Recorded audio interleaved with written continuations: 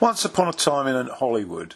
This is the 2019 release, directed by Quentin Tarantino, and it stars Leonardo DiCaprio in the lead role, Rick Dalton, Brad Pitt, co-star lead role, Cliff Booth, Margot Robbie plays the real-life character Sharon Tate, Emil Hirsch plays Jay Sebring, he's a real-life character, and in fact the movie mixes up real-life characters with fictional characters. We've got Timothy Olyphant, who plays James Stacy. Margaret Qualley is Pussycat, one of the Manson girls, teenage girls. Julie Butters plays Trudy Fraser. Austin Butler, the infamous Tex Watson, who was number 2 to Charlie Manson in his group. Dakota Fanning plays Squeaky Fromm. And Bruce Dern, supporting role as George Spann. Bruce Lee is played by Mick Moll. And Steve McQueen, very short, small role, played by Damian Lewis. And Roman Polanski is played by Rafael Zawarucha. And there are a few others in the supporting role. So, what have we got here? So, it's 1969, it's Los Angeles, and Rick Dalton is a movie star. No, sorry, wrong again. He's a TV star. He's been in a number of TV series. He's a very popular actor, and he has his stunt double, Brad Pitt's character Cliff Booth, and his ratings are on the way down, and his agent, played by Al Pacino, is engaged in trying to U-turn his career to get another few bucks out of it, I suppose, and is suggesting that he should move into cinema and take up the opportunity of getting involved in some spaghetti-type westerns. This reflects the fact that the industry in Hollywood is changing, and that the 50s and early 60s, the good times, the epics, the huge panoramic movies that were 10 a penny, that looked at cowboys, that looked at the Wild West, those are on the wane, and that there's a new Hollywood arriving, and that's reflected through the reality of Sharon Tate, and the new cinema that was just around the corner in 1969. It was more reality styled. It was much more ruthless, and it also had on board the atmosphere of the time, the hippie era, and the fact that movies had to take more risks. So basically, the movie, from Tarantino's point of view, looks at how these two buddies who work side by side try to resurrect their careers, because the notion of a stuntman was really a dying breed now, and it's almost an echo of the dying state of Hollywood. The movie is a mix, really, of reality and fantasy, and we witness early on Rick's performances in TV. He plays a bad guy most of the time, and he is a cowboy, and we mix this with the new challenge that is being placed in front of him, and he's not handling it at all well, and he needs to be encouraged, almost taken care of, childlike, by his stunt double Cliff. And we witness him as he starts his new role in a western, where he's trying to get to grips with the script, and he's making a real mess of it, largely because he's turning to alcohol. The film is also quite a comedy, and we witness some very amusing instances which suggest how bizarre Los Angeles was at the time.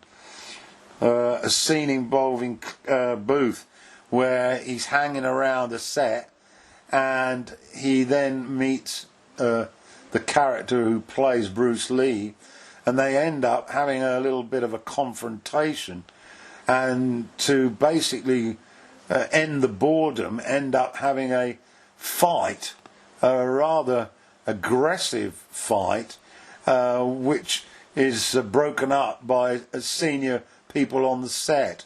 It's all rather bizarre, to be frank, and is indicative of how Tarantino throws in these hilarious scenes. Who can remember, who could forget the scene in Pulp Fiction when Marvin and Vincent go up to the hotel room? It's not quite on a par with that, but it is laughable, to say the least. The role of Sharon Tate, played by Margot Robbie, is an interesting one. She's one of these new breed of actresses, but we see her getting great kudos by going and watching herself in her own films as a way of sort of giving her that boost, that adrenaline high, which of course is rather surprising given the fact that the movies are of pretty poor quality. They're B-movie stuff. Alongside this, of course, is the reality that the movie moves slowly towards, and that is the pending slaughter of the Tate family by Charles Manson and his followers. And we're always aware of this in the back of our minds, even though we continue to witness some really humorous scenes. I like the scene when Cliff is back at his trailer stroke house, and he arrives latish, and his dog is ravenous, and he's got loads and loads of tins of dog food, and this pit bull is gouges into the bowl when Cliff feeds him, and the whole scenario is almost gluttonous in its excess, and very much reflective of how sometimes Tarantino loves indulging the viewer in this excess. To kill time, we witness further scenes that I think sum up the atmosphere of this movie. Cliff has some time on his hands. He picks up a young girl on the highway who's clearly one of Manson's young playthings, and he offers to take her back to the ranch. This was the actual ranch that the Manson family used prior to the slaughter of Sharon Tate and a few others in that house. And Cliff arrives at the ranch, and he learns that an old friend was the owner of the ranch, and he establishes with the young girls that the man is present, and he insists on wanting to say hello. And there's an extremely tense scene where it's clear that they don't want him to see the man who Cliff is aware of.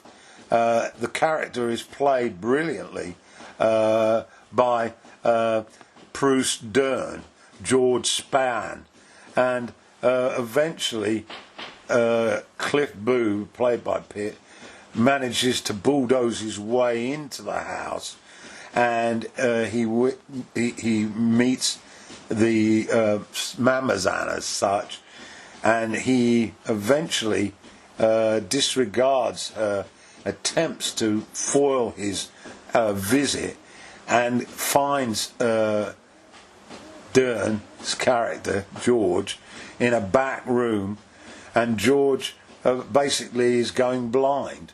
And we here have this rather innocuous sort of scene that's really lacks any great action between the two, but Booth has made his point, and as he leaves, he gets back to his car and finds that one of the tyres on the car, it has lost all its air, and it was a deliberate act by one of the Manson followers. And we then proceed to see a very rare instance of extreme violence in the movie. Tarantino is renowned for extreme violence in his movies, as you know. But we witnessed this incident when Booth absolutely flattens this youth and insists unceremoniously that he, with the help of a jack, changes the wheel, and it's a brutal thumping that is delivered. Cliff has some history, and apparently he has murdered a person earlier in his life, and then we do witness more violence at the end of the movie when we get to the date when the murders took place, the Sharon Tate murders. However, the ending is not as you would expect it to be, and you will have to watch the movie to get a picture of that. So, in conclusion, it's a very strange movie. It takes a little bit of getting into because of this reality versus fantasy story running side by side. You sort of think you know one half of it, but you're not naive on the other half, and you try to knit them together, and of course you can't really do that. But it's a reflection on how Tarantino, I guess, wanted to present the material of Hollywood in a state of sort of uncertainty as it's changed dramatically from its 50s and early 60s to what happened post 70s. And it's a clever sort of way of encapsulating what Hollywood was about at this particular time, as dwelt on by the choosing the days up till the notorious Manson murders. So that's my look at Once Upon a Time in Hollywood. I'm going to watch it again, and I suggest that you get to watch it as well. And if you are Tarantino lovers, you will not be disappointed.